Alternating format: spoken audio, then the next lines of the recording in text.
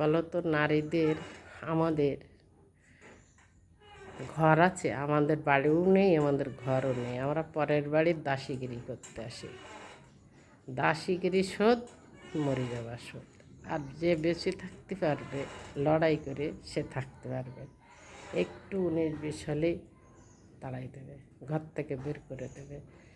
তাহলে কেমন লাগে তাকে?